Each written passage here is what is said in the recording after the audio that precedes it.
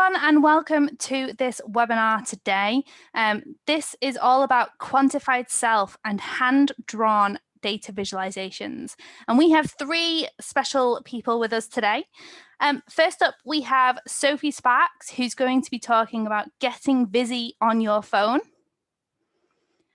Then we have Taha, who's going to be talking about understanding and collecting data by hand drawing. And then finally, we also have the one and only Andy Kriebel, who's going to be talking about how drawing postcards helped him learn about himself. So with that, I'm going to pass the baton to Sophie, where she can start her session. Hi, Lorna. Thank you so much. And hi, everyone. It's lovely. I'm looking through the chat right now. It's lovely to see people joining in from all over the world. Sophie, you have a slight echo on your microphone. It sounds like you've got like mobile interference.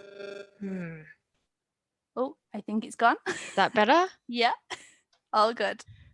That's very old school, having mobile interference.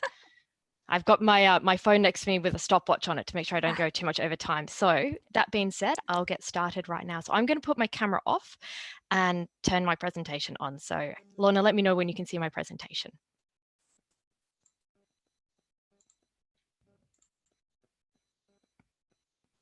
All good. Perfect. So everyone, I'm going to talk to you about getting busy with your phone, how and why to make visualizations using your phone. And I have an iPhone 11 Pro, but this talk is phone model agnostic. It just needs to be a smartphone. And most of these visualizations I'm going to be showing you were made on my old iPhone 6 SE. So you don't have to have the most modern technology to do any of these things. And why would you want to use your phone to make visualizations? You pick up your phone more than 50 times a day. It's actually quite terrifying. Your phone has stats in it about how much time you spend on your mobile a day. So why not use some of these times to get creative and to get visiting? Here are some visualizations I made on my phone. This first one in the top left-hand corner is a waffle chart looking at how many animals are roadkill in the UK. I did this on before lockdown on a flight to a holiday. Next up, I've got a static visualization looking at sunny versus grey days from the 1st of January 2018 to the 16th of April 2018. I did this because at the start of 2018, I felt it was really grey and miserable over my house in London. And I'd been using a if this then that formula to capture the weather every day. And I just looked to see how many days had the sunny icon opposed to anything else apart from the sunny icon. Bottom right-hand corner, this is from a holiday, and why I used my phone, because I didn't want to bring my laptop on a holiday with me to the Orkneys, which is an island chain north of the UK. And these are looking at these big megaliths, these Neolithic giant stone circles. And I used my camera and some very high-tech systems, which is I took the exactly same number of steps away from the monolith, held my phone at the exact same part, which was against the label on my jacket, and took a picture and then made a little bar chart with them. And this was a bit inventive. This was looking at, I was very tired one day commuting into work on the tube. And so I made a little animated GIF of an eye getting redder and redder based on an article I read about how much sleep we were not getting at the time. So you see, you can do it quite a lot on your phone. And these are all using pretty much free apps. And I'm going to go through and have a look, tell you why you might want to use your phone to visualize data, some tips about how to do it. And I'm going to take you through one particular visualization I made, which was looking at all the conversations I had at Data 18, Tableau's conference 2018, which I then visualized on my phone. So why would you want to use your phone? You can use your phone to collect data, to generate data, to analyze data, and to visualize data. You can do all of this on your phone. And to be honest, if you're anything like me, you have your phone on you more than you have anything else. It's with you first thing when you wake up in the morning. It's with you when you brush your teeth. It's with you when you go out for a walk. It's with you when you pre-COVID, you were commuting to work. It was with you pre-COVID when you were going away on holidays. It's with you on the couch. It's with you when you're cooking. It's with you when you're on the toilet, let's be honest. You have your phone with you everywhere. So why not use this to begin to collect some data, to visualize it, and use some of those times you touch your phone to do something a bit creative. So there's lots and lots of different apps to use to do all of these things. I'm going to use some apps I use quite frequently to collect data, to analyze it, and to visualize it. But these are just a really rough lot of apps, depending what type of platform you have, iOS or Android, and if you want to pay for them or not. There are so many apps out there. So collect data, some direct data entry apps, the good old note app in your phone. Anything you'd scribble down with a pen and paper, you can scribble down on the notes in your phone. Sounds really, really boring, but things like tallying how many times you touch your phone, you could, every time you do that, open up the note app and just put a number in, and you could tally those up, for instance. And the other thing, one I use a lot is this app called Reporter. That sends you prompts during the day to do things, to report what you're doing. So I could log, let's say, how I'm feeling, and it also has some automatic things like logging the weather and your location if you allow it those permissions. Triggering apps, things like if this, then that. These are apps that this is an app that lets multiple apps talk. So if something happens, then something else happens. For instance, if using Weather Underground, it says it's raining over my house in London, then put a line in the spreadsheet for me telling me that at this time it started raining, if this, then that. And auto-generated data that your phone is making for you all the time. If you have a Fitbit, a health app on your phone, things like logging your step count, your exercise, how long you've been on your phone for, these are all auto-generated data that you have on your phone, actually made by your phone. Analyzing data. You can do quick sort of back of the envelope calculations using your calculator app on your phone. What you might want to do this for, the one I showed a little bit earlier where I was looking at the grey versus sunny days in London, I just tallied up how many days were there, how many times did it say it was sunny, how many times did it say it was not sunny, and did a quick calculation of the percentage using the calculator app on my phone. This other one, Noto, which is like a whiteboard app. So if you are collaborating and you like taking collaborative notes, you can do a quick calculation, literally back of the envelope using this whiteboard app. I'll have a look at questions afterwards as well. Spreadsheets, good old-fashioned Google Docs, or something similar on your phone. It is a bit cumbersome to use, but you can use a lot of the same functionality you'd use in a spreadsheet on your laptop. On your phone, you just need to pinch in and out a lot and zoom across, but you can set up calculations, you can import data into spreadsheets. They're all on your mobile. And lastly, analysis apps. So I've put the Google Chrome icon here. There's a lot of analysis you can do online, and I will show you a visualization I made where I analyzed the main colors in photos I took. And I just used an online application to do that. So through Google Chrome, and I put this little battery percentage here. This is a very quick one you can look at now. If you have a smartphone with you, you can open up into your settings, go to your battery, and it should tell you, have a list of each application you've used and the percent of how much battery power that application is using up. There you go. There's a quick data set right there if you want to visualize it. And what can you do with all this data? You can get creative. This is a visualization. These are all quantified self ones I'm showing you now. I have a fantastic cherry tree behind my house in London, and every spring I am just mesmerized by this. 2 years ago, I spent a few days at home just as the tree was opening up, it's sort of over Easter time, and I just took a quick tally about how much of the tree was in bloom throughout a span of a few days, and all of a sudden it just came on, and I used some emojis, and I visualized and put it together as a GIF. So it's a very simple, pretty creative little thing of visualization of a tree flowering. being precise. This is when it's raining over my house in London. This was all of August 2018. And this again is using that if this then that recipe I told you about earlier. And then I simply used a note app in my phone and put a little dot for every hour. So there's 24 dots in a day. And then when it rained or it didn't, I put a different, instead of using emojis this time, I put a different icon, a little umbrella or a little umbrella with rain.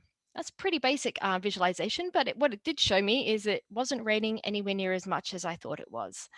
It was overcast quite a lot, but not actually raining. Be artistic. This was a project I did over my summer holidays in 2018. And every day at the end of the day, I took all the photos I took during the day. I uploaded them, I made them into a collage. I uploaded that one single collage into an app that analyzed the colors within that within all those photos I took. I then took the breakdown of the percent of those colors and I made an abstract drawing on my phone, which meant something to me. So each of these drawings means a little bit to me about what I saw during the day. But the amount of the color and the amount of color they have is actually the main percent of all those photos I took during the day. And the dots around the outside and how to read, I categorized the photos about what was in them. Were they selfies? Were they landscapes? Were they cityscapes? Were they other things? So this was a great way for me to look back over my holiday and to see what I was taking photos of. I took a lot more photos of landscapes than of people, for instance. And it also made me really think about the colors I was looking at. I was thinking this is a summer holiday. It's so bright and sunny, but actually I immediately learned that while I was seeing the bright sunshine, that also meant there was a lot of shadow. So lots of the colors in these photos were actually quite dark. So that was a thing that immediately stood out to me and made a lot of sense to me and made me think quite differently about the views and vistas I was looking at as I was taking photos of subsequent days. And lastly, if you're visiting data on your phone, you'll need to work between multiple tools. So here are just 9 of the many tools I use. Nearly all of them, some of them I pay for, lots of them are free. If you are going to visualize data on your phone, you need to jump between lots of different tools to do it. So that's something to be aware of that you'll need to get used to doing. And now my Data 18 viz. So this visualization I made after the TC18 Tableau's conference 2018. And why I did it was before the conference started, I decided I was going to write down every person I talked to in the conference and a quick note about the time of day and what I talked to them about. And why was I going to do this? Not to visualize the data, but because I go to lots of conferences and I have lots of great conversations and I nearly always forget to follow up on those conversations. So I thought if I wrote down absolutely every conversation I had, then I'll be much more likely to follow up on some of these great conversations that happened during conference. Then afterwards, when I was beginning to look at this data, I thought I should probably visualize this. It helped reinforce all those conversations I had. I remembered them as I was visualizing the data. It prompted me to follow up on more conversations and it was really good fun. And why did I use my phone to do this and not any other tool? Just after conference, I was back in Europe and I had to travel around a lot for work. And I was on a train for about 12 hours in a sort of a day and a half period.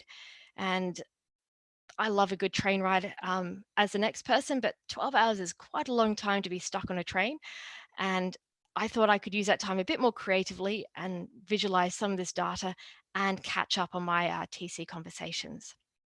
So I'm going to go through and give you a quick overview of how I did this. So, and I will open up my chat box, sorry, just see what's going on here. Can't see, sorry, I can't see the chat at the moment. So how I capture the data. So this is just an example of some of the data. I used Evernote to capture the real data. This is some fake data, very similar to the real data, just because I had some rather personal comments about some of the people I talked to in the screenshots. Very nice comments, but I thought I should make them a little more generic. So I used Evernote to capture all the data. So I had my phone on me for the entire conference, as I'm sure everybody else does who goes to conferences. And I just put a quick note, time, person, and what I talked to them about. Sometimes, as we see, we've got an example here. Lorna, I put your name down. I didn't write down what I talked to you about.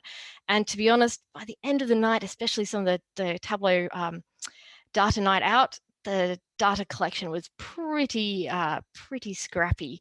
With a few drinks, I wasn't the most robust data collection, but all in all, it was a really good way to capture all these conversations I had.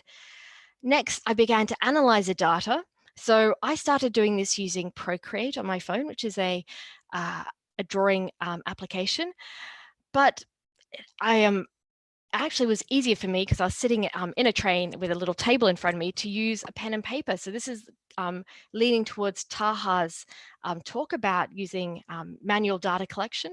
So this one I was using manual data analysis. I began to go through and look at all the conversations I had and code them up as people I know, people I didn't know, long conversations, short conversations, ones that I got a lot out of, and I had a few other categories of conversations, and how to group them around activities. For instance, in this case, in the picture, you can see keynote and a talk I went to about mentoring and everything else. And then to visualize them, I've got a little video, I'll play this. So this was me as I was beginning to pull the data together. So I used an app called Assembly, which is an application where you can draw using standard shapes.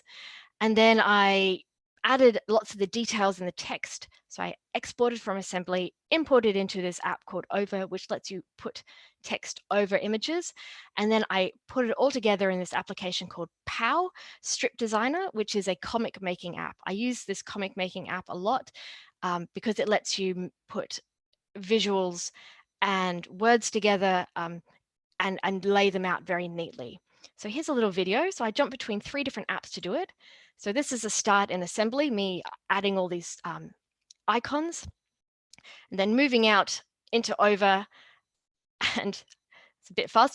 That was moving into Over and then putting them all together in the Strip Designer, which also included adding the how to read thing in the corner, and then the text inspiration by 1,000 conversations, my TC18. So that's a quick overview of how I made this visualization, very quick overview, but also about why you might want to use your phone to visualize data and some tips, hopefully, about how to get on doing that. That's the end of my talk, but if you have any questions, Lorna, I'm not sure if we're doing questions right now, if we're doing questions at the end, but also you can find me on Twitter at Sophie_Sparks. That's Sophie, SOPHIE _Sparks, SPARKES. If you want to have any specific conversations after this talk about apps I use or how to do it. So thank you so much. I'm going to stop my presentation and have a look at the comments. Thanks, Sophie. That was incredible. Andy picked up that you spelt Creebs wrong in your dummy data. Well, there we go. So that was a very realistic dummy data because I probably spelled Creebs wrong in all my data sets. But Andy, that's because I'm a terrible speller, not because of any. You spell it wrong every single time, but it's okay. I'm used to it now. Yeah, I do. But I call you Creebs, not Kriebel. So that's okay. Yeah. You spell it phonetically. I remember when you made that visualization at TC18, Sophie, you were like walking around and just kind of casually like drawing that. I was so impressed. It was good fun. But yes, and Taha, hopefully this dovetails very well with you. So I had to use pen and paper to do some of that. And I believe some of your things you say might be useful to sometimes use your phone to capture some of the data before you hand draw it. So yeah, looking forward to hearing you and Andy's talks. We'll have some questions at the end, but there's lots of thanks in the chat and how inspiring it was. So thank you very much, Sophie. Taha, I think we're ready for you now to give your talk. Awesome. Can you see this? Yep, we can see your Google Slides. Wonderful. Well, thank you, Lorna, for inviting me to this amazing panel of folks. And Sophie, that was such a cool talk there. I totally remember that visualization, and I love kind of hearing about the process. For those who don't know me, I am Taha Ebrahimi, the director of Tableau Public, and Tableau Public is one of the many free data visualization tools you have if you want to play with your data. Stories are basically what I am most passionate about. And I also happen to love trees. This picture here is of me standing next to an old growth tree. And what I'm indicating with my fingers there is actually 41 years of that tree. Those are 41 circles. So it makes me feel a little less old when I look at it that way. So I'm going to talk about a project that I've been doing since the pandemic started. I've been taking these really long, epic walks in the same neighborhood, my neighborhood, and I was starting to get bored, and I thought I'd start learning about different types of trees in my neighborhood, just because.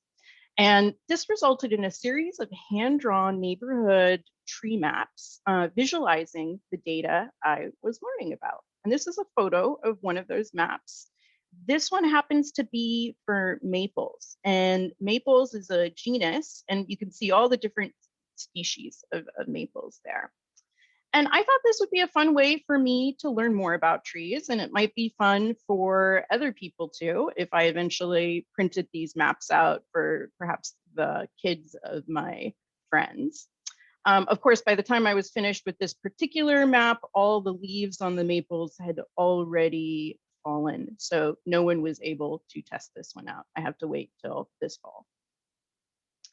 So the first thing I did was I started by buying this basic tree map. It's called Sibley's Guide to Trees. You can see I went crazy on the color-coded tabbing there, which speaks to my obsession with organization and and getting things to a point where I can understand them in some kind of pattern. Inside this book, you'll see illustrations of every type of tree, and you'll get an illustration of the leaf, the type of bark on the trunk, what the fruit looks like, or the seeds. You'll see some description of the branches, as well as the general shape of the tree. And I've always loved organizing and playing with my data, especially when I'm trying to understand something new.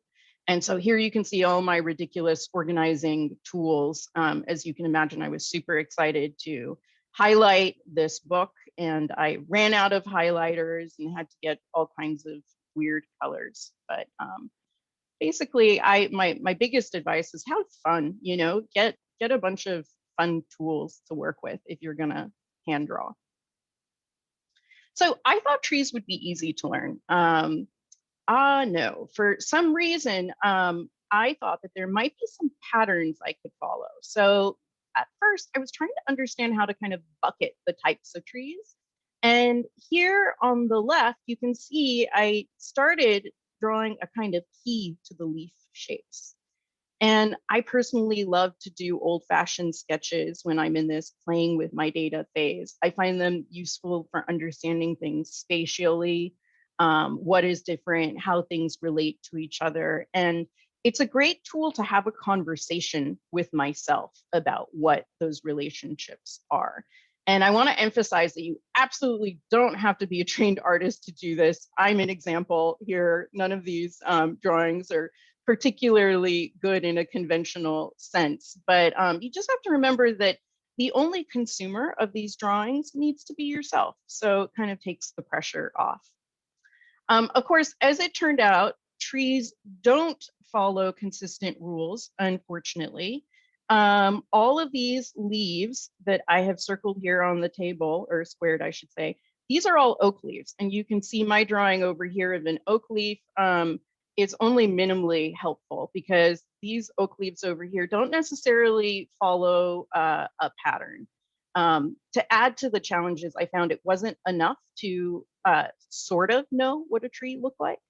In the field, I had no clue if I was looking at the right trees, because remember, I'm a beginner learning about trees, and I needed some sort of confirmation that what I was identifying was actually the correct identification. And because of the pandemic, I was doing all these walks by myself, and I couldn't necessarily invite a tree expert with me for an in-person confirmation. So I wasn't sure if I was misunderstanding the data, and I guess this happens in real life also. You have to find out what the data actually means before you can visualize it in any meaningful way. And sometimes you have to also validate that data.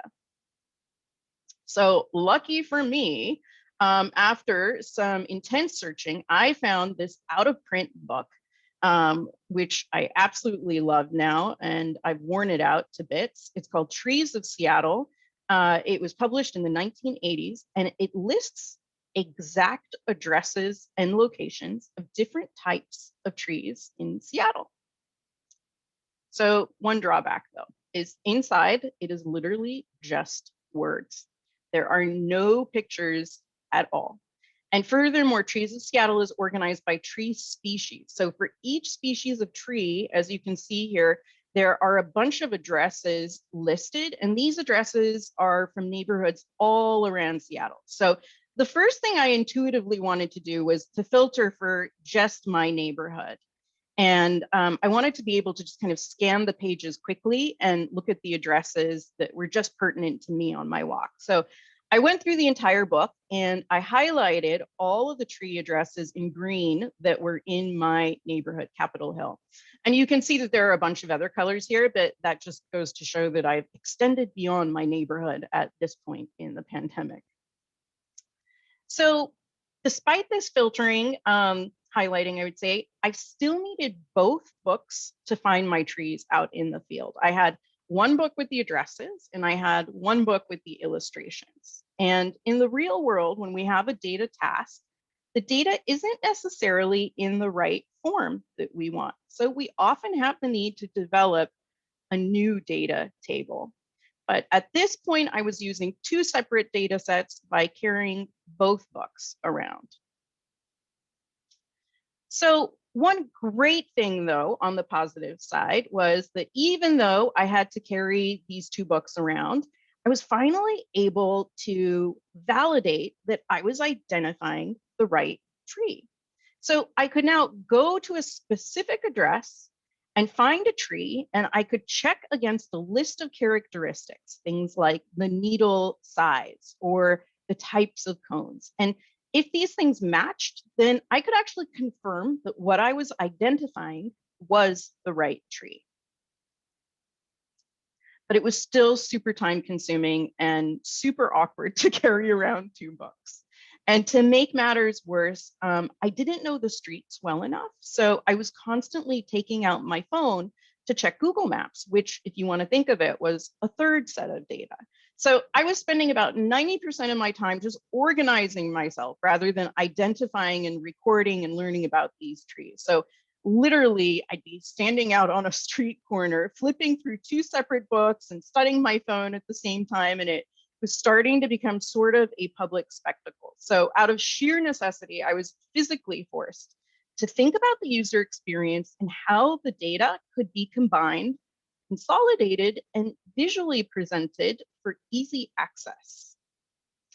And one of the things I found myself doing was copying drawings from the illustrated book into the text-only book.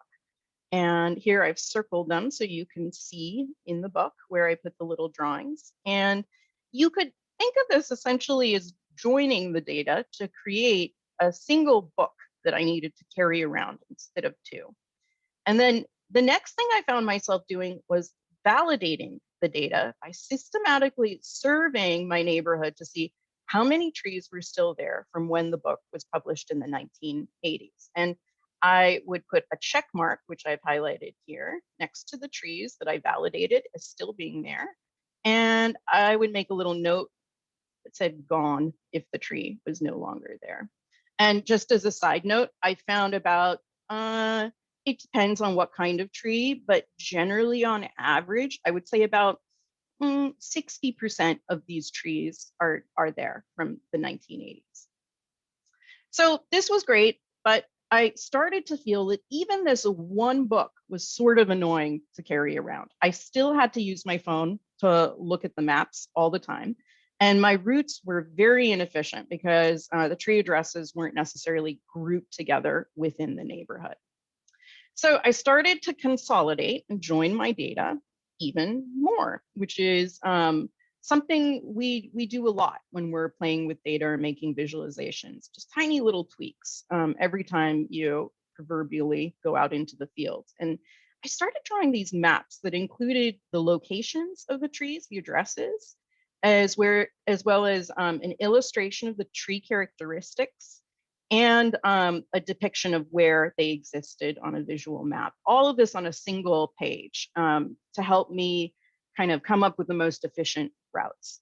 And these visualizations help me free myself to actually recognize and collect the data instead of having to hold everything in working memory and trying to juggle multiple different data tables. And instead of just 3 trees per walk, I was now able to identify about 10 trees per walk.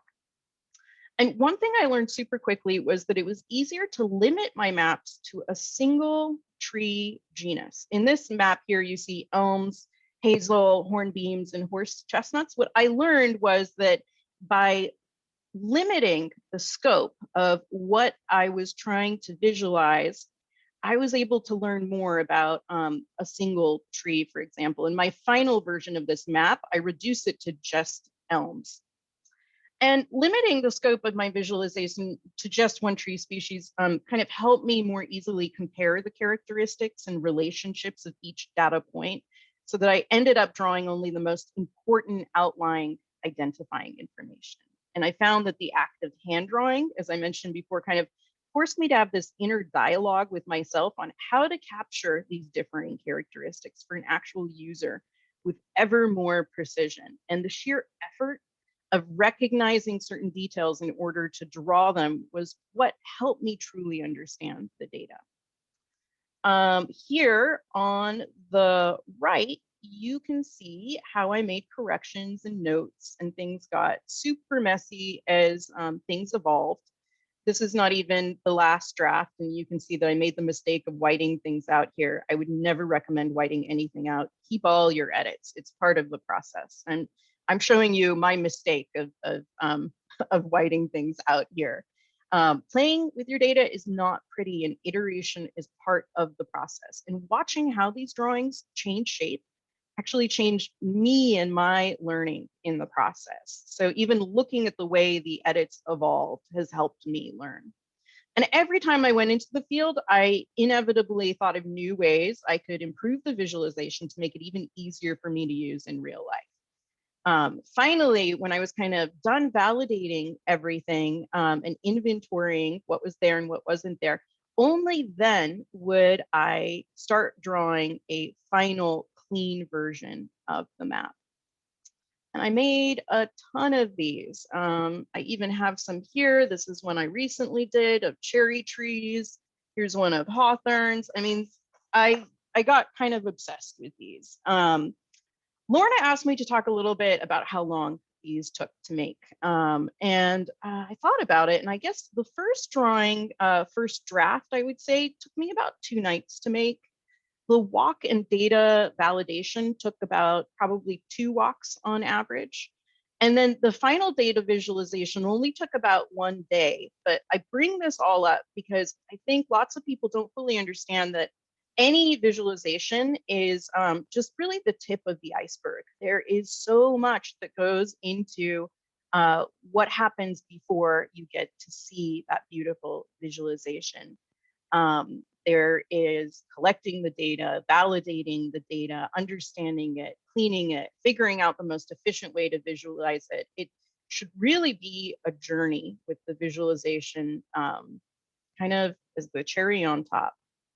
And hand drawing is just one fun, low stakes way to start that journey. So before I end, I just wanted to show you this visualization. It was a quick one I made in Tableau Public. I recently found some data about city-owned street trees in Seattle. And I created this simple visualization. Here, the bar chart on the left shows the different genus of trees, street trees in Seattle. And you can see that Auxerre, which is a maple, is the type of street tree that Seattle has the most of. Prunus is cherry, so cherry would be the second type of street tree that we have the most of. And when you highlight maple, you get all the different types of maples that are in Seattle, and they're all mapped here. And this is my neighborhood, which matches this map right here. And you can see that the type of maple that we have the most of is a red maple, with a Norway maple following shortly thereafter. And I feel like I would not have been able to make a meaningful visualization, nor would I have been able to appreciate what all these dots and data points actually meant without having done the hand-drawn version first. And we can often forget that regardless of the project, it's kind of our duty to understand our data intimately if we want to design something meaningful. And if we're not iterating on that design, we're not having that conversation that we need to be having. And I don't believe there's any shortcut around that. And hand drawing is just one easy way to start having that conversation. Here are 2 visualizations I found in Tableau Public. I don't know if you've noticed, but our search is greatly improved. Try a search today. It's pretty awesome. I typed in trees, and I just wanted to show you what some other folks have made. This one is called Trees in Hamburg. They say this is a lime tree, but actually what they meant was it was a linden tree. I think maybe an original German speaker was making that one. And then here is another one of London. This artist decided to make their visualization of a tree. Anyway, so that is the end of my presentation. Thank you for listening to that. Awesome. Thanks, Taha. It was great to hear from you and all of your ways that you've managed to collect your trees. Your hand-drawn visualizations are literally so beautiful. Oh God, thanks. Just one quick question, which Andy asked was, how did you learn to draw? And because his drawings and handwritings are horrible, do you have any advice on that one? That's ridiculous. I'm never going to give Andy Kriebel advice, please. I didn't learn how to draw anywhere. I mean, I think I'm just having fun with it. Okay. Yeah. The pen is the secret. Get a good pen. Cool. Well, thank you very much, Taha. It was great to have you. Andy, are you ready to take over the screen share? And we'll have some questions at the very end. Great. Yeah, thank you, Lorna. I'm going to go ahead and turn my camera off as well so that it doesn't take up any space on the screen. All right, and if you could let me know when you can see my screen. I think Taha is still sharing, or no, let me see here. I think you should be able to steal the screen from there. There we go. Yeah. Okay, can you see it now? Yeah, perfect. Okay, great. Let me put it in full screen. Right, so this is a project I worked on a long time ago. Well, a long time ago, 2015. It's actually the first community project that I did. So this is before Makeover Monday, before Workout Wednesday. And I'll give you a bit of background here in a second, but the purpose of this talk is to talk to you about how I learned about myself by drawing postcards in London. And this project was based on the Dear Data project by Georgia Lupi and Stephanie Posavec. Georgia is in New York and Stephanie is in London, so it was interesting the parallels between our project and theirs. Jeff Schaefer reached out to them and asked them if they would mind if we kind of followed along with their project, and they were happy for us to follow. So what we did is we started this project on April 6th of 2015. So this was right after I had moved to London, and it was a 52-week project, year-long project. Jeff approached me with the idea when I was in a weak moment. I had just moved to London. I was alone. I had nothing else to do. Seemed like a great way to pass the time, but little did I know the time suck that it would become. So the project was a year-long analog data project. We're trying to capture the life around us through sketching the hidden patterns found within our data. We were having a lot of fun learning about each other, though I'm fairly certain Jeff is terrified of me by now. I've also noticed that this project has consciously changed my behavior. For example, when I was tracking negative emotions, I felt pretty sad all week. No matter the topic, This project helped me bring those bits of my life to the forefront of my mind each week, moving them from the subconscious to the conscious part of my brain. Surely this affected my data collection. For me, I wanted to push the boundaries of what I knew about Tableau, or what I know about Tableau, I guess. I've done things in Tableau that I never thought were possible, and I now see Tableau more as a drawing canvas than a charting tool. Each week, we pick the same topic that the ladies did for the same week in their project. Each week is about a particular type of data about our lives. The topics range from what we wear to what we drink, from our positive emotions to our negative thoughts, and sometimes it's as simple as listening to what you hear around you. Like Sophie, I try to automate as much of the data collection process as possible. It required me to look ahead to the topics for the next week to make sure I had my data collection methods ready. However, much of the time I ended up recording the data manually on my phone, and I have a little bit to tell about that later. When I'm exploring the data with Tableau, I look at all the different dimensions and measures. I slice and dice them as many ways as I can, and I tend to use lots of bar charts, line charts, and maps. Every week, I looked at what George and Stephanie created to get some ideas for how I might draw my postcard. After doing the analysis, I combined what I learned, the stories in the data, and the design ideas from the postcard, and tried to emulate it in Tableau. And then to help emulate what my final postcard might look like. And that's where the learning happens. It helped me see Tableau as a drawing canvas. After doing my best to create the postcard in Tableau, I had to draw the actual postcard. And this is why I was asking the question to Taha about where she learned to draw. As you see these images flickering through the screen, you can see how terrible my drawing and my handwriting is. But after all, this is an analog data visualization project. Sorry, something happened there. There we go. Okay. Once I was done with the card, I would write up a blog post, drop the card in the post box, and send it to Jeff. Usually a week to two later, it arrived at his door. Come to think of it, we should have been tracking shipping times all along. So let's look at a few examples that I found particularly fun and learned a bit of Tableau along the way. The first is the London pigeon. This is Dear Data 2, week 34, urban wildlife. So I have this really crazy fear that one day the mighty London pigeon will turn on all of us. If you've ever been to London, you know what I'm talking about. The front of the postcard includes my data collection method and instructions for how to read the card. The back of the card shows my depiction of the pigeons for the week. So what I did is during my walk from the train station to the office, I would literally record every pigeon that I saw. I then included a map overlay with transparency paper to help interpret the pigeon locations. So to have this overlay, I needed to mail this together with the postcard in an envelope. Like every other week, when I drop the card in the post box, I take a picture. This week was no different. I took the picture and dropped the card in the post box. Oh crap. Remember the front of the postcard? No stamp. I guess I'll have to wait for Royal Mail to send it back. Like every other week, when I dropped the card in the post box, oops, sorry. Wrong slide there.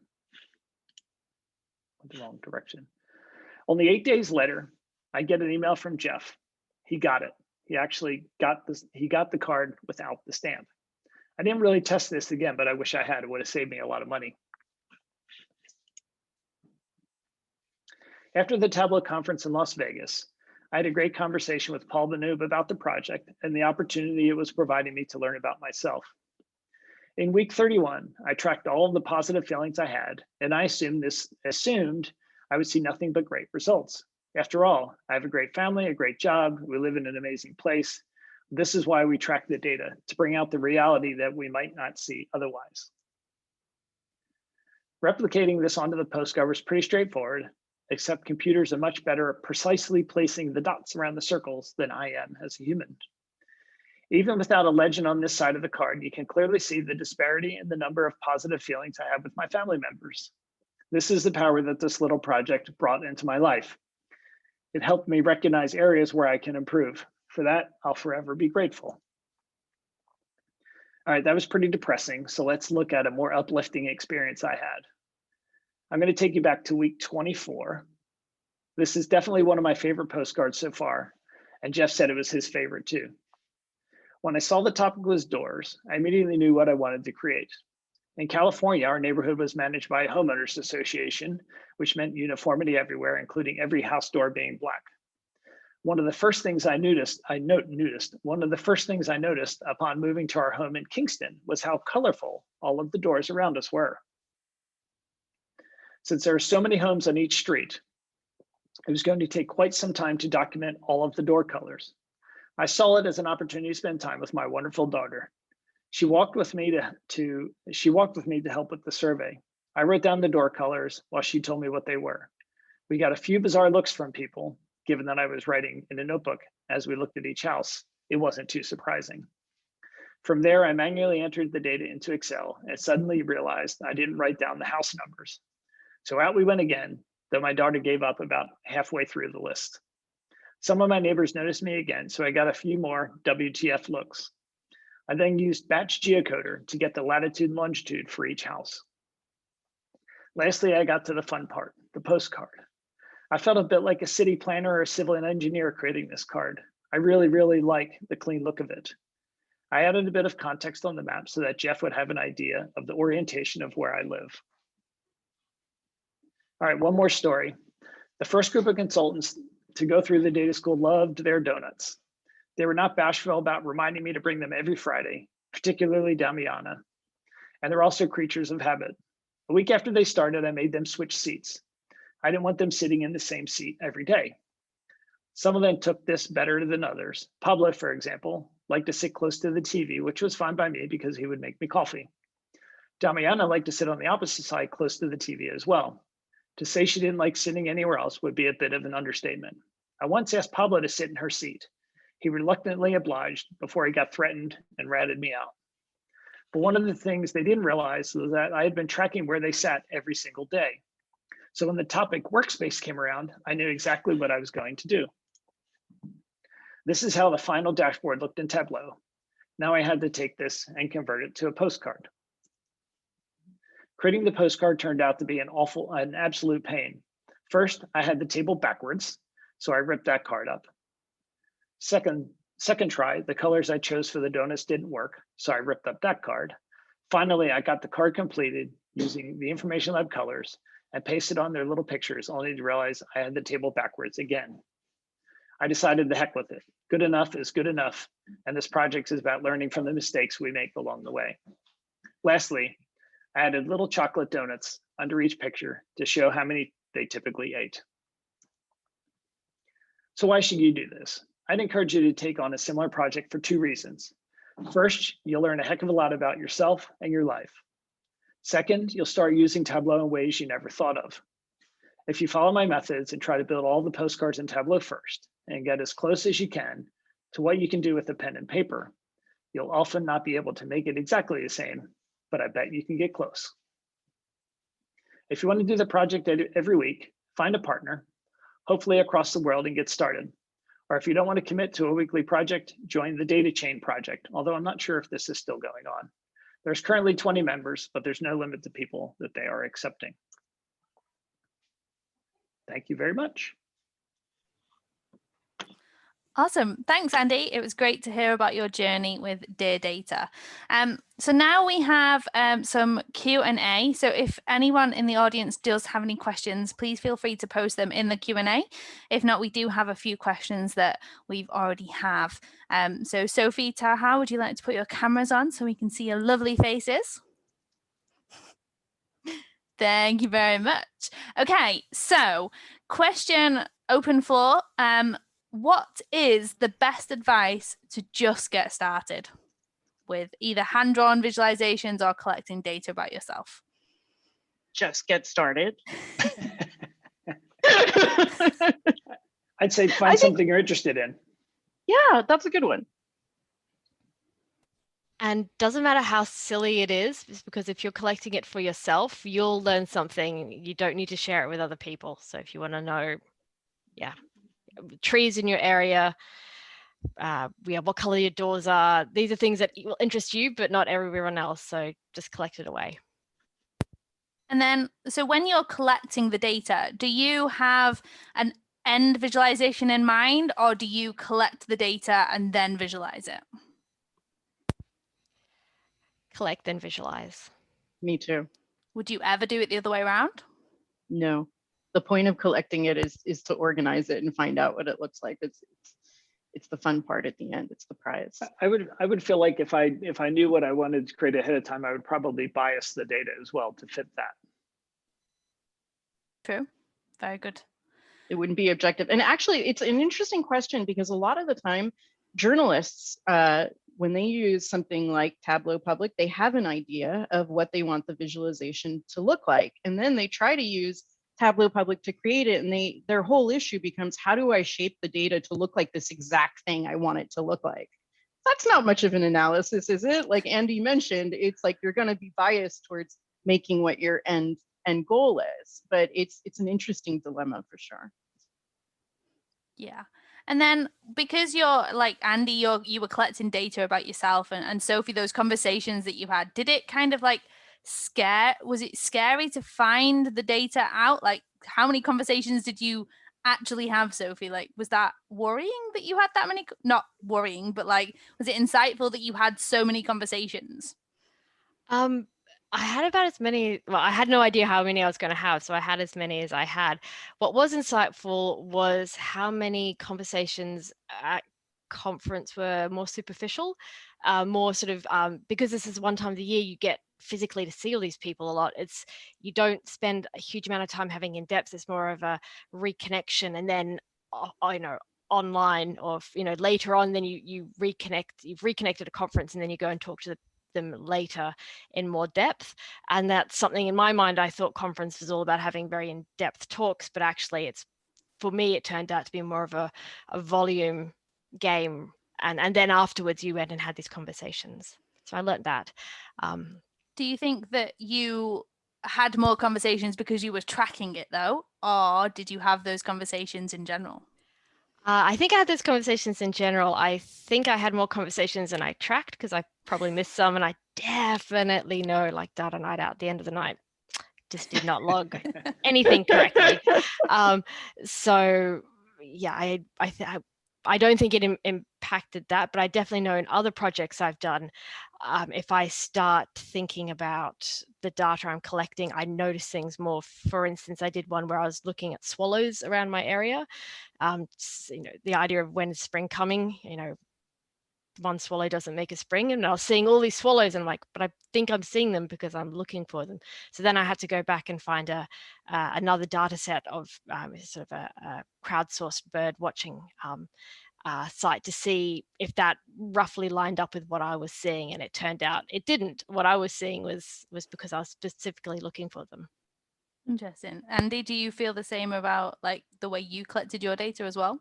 Yeah, I mean, like Sophie, I started noticing things around me a lot more, but there's one particular example where nobody really knew what I was tracking each week until one week when I was at JMac's house for a party, or not a party, I guess dinner, and they found out that I was tracking swear words, and it got very, very difficult to start tracking all of the swear words once they did that. So that week the data is pretty biased, lots of F's in there. Oh dear. But did you learn something about yourself as well whilst you were doing it? Yeah. Oh, absolutely. Yeah, it was what I really loved is that I now notice a lot more than I would have before. I pay attention to things around me a lot more. And I guess that's the same with Taha, like you're noticing probably a lot more trees as you're walking past them. It's like a whole new dimension opened up. I'm like, what the hell was I not seeing before? So absolutely.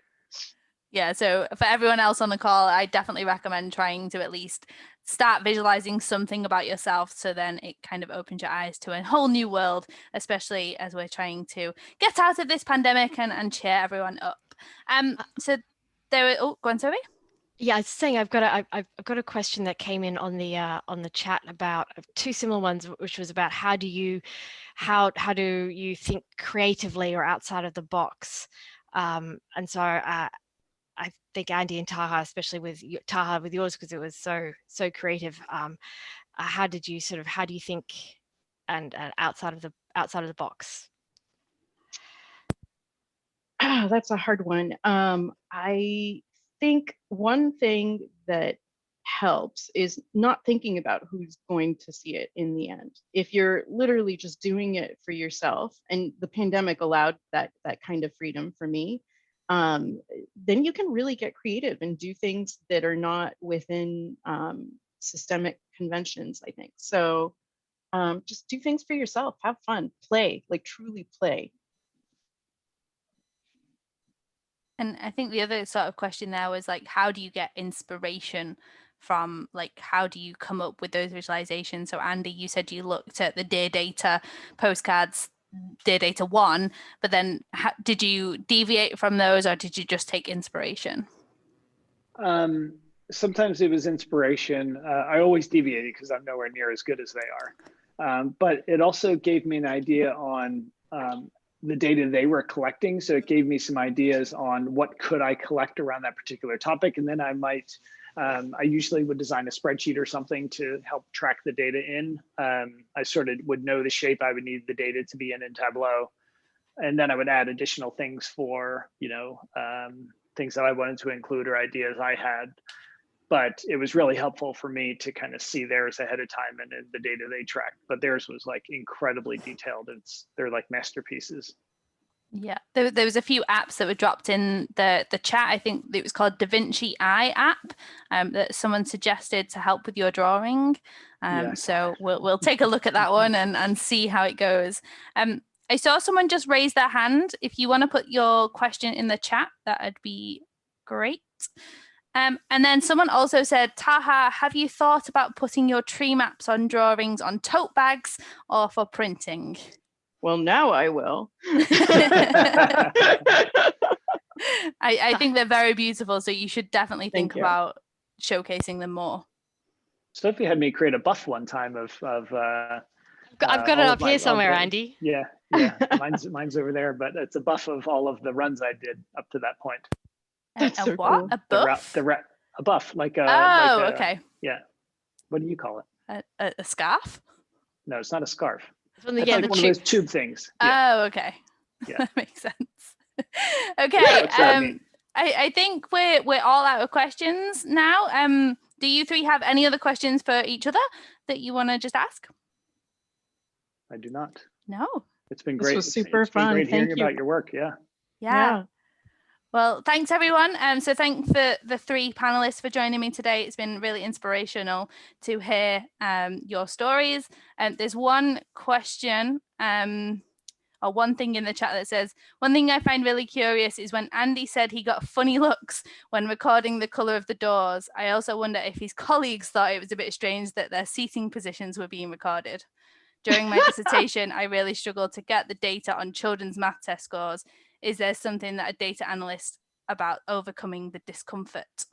Well, they didn't know that I was tracking their seating locations, so that helped. They definitely thought it was pretty weird at the end. No doubt. I think you've tracked other cohorts and they've purposely moved around a little bit more, right? Yeah. Well, I mean, that was kind of the idea. Is after that, it was okay. If I tell them that I'm tracking, they'll move around more and sit next to different people and stuff. So that was really the idea behind it. But now we've got 2 giant classrooms, so it's a lot easier. To get started with creativity, where can one start from? I'd say look at Pinterest and Instagram and look for infographics and data visualizations, because there's lots of different things out there and you can get an idea on the topics that have already been done and stuff like that. So take a look at them, and Tableau Public as well. The gallery is great for inspiration of and search. Yeah, and the new search, public search. But yeah, I think that's everything. So thank you very much, everyone. I hope you have a great rest of your day and week, and the recording will be available in the next couple of days. So thank you, everyone, and goodbye. Thank you, Thanks, Lorna. everyone. Bye. Thank Bye. you.